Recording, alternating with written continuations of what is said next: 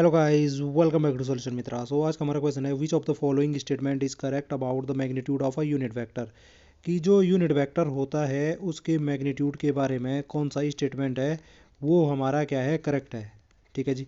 सबसे पहले देखो, यूनिट वेक्टर जो होता है आप जानते हो, यूनिट वेक्टर क्या होता है कि जिसका हमारा मैग्नीट्यूड क्या होता है, हमेशा मैग्नीट्यूड इसका होता है भैया 1 के बराबर। और मैग्नीट्यूड 1 के बराबर होता है और ये हमारा क्या करता है, डायरेक्शन दिखाता है। क्या दिखाता है, हमारा डायरेक्शन को डिनोट करता है। जैसे कि यहाँ पे सपोज एक वेक्टर है ए। ठीक है। मुझे अगर इसका यूनिट वेक्टर फाइंड करना है कहाँ होगा, तो इसका मतलब है कि मुझे इसकी डायरेक्शन देखनी है।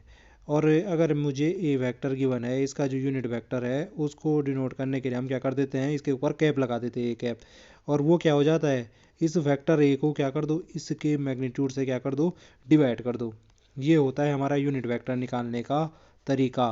अब बात हो रही है कि इन ऑप्शन में से कौन सा स्टेटमेंट सही है हमारे यूनिट वेक्टर के बारे में। कि ये कह रहा है कि इसका कोई भी मैग्नीट्यूड नहीं होता है, तो ये तो बिल्कुल गलत बात हो गई भाई। कि यूनिट वेक्टर का कोई भी मैग्नीट्यूड नहीं होता है, ये किसने कहा, हमने पहले ही कह दिया कि मैग्नीट्यूड क्या होता है, हमेशा 1 होता है। ये तो कंडीशन है, 1 होता है, तो ये तो गलत हो गया। अब कह रहा है कि इसका मैग्नीट्यूड 0 होता है, ये भी हमारा गलत हो गया स्टेटमेंट। मैग्नीट्यूड 0 नहीं होता है, 1 होता है। Its magnitude is constant but not 0। Constant तो होता है लेकिन 0 नहीं होता है।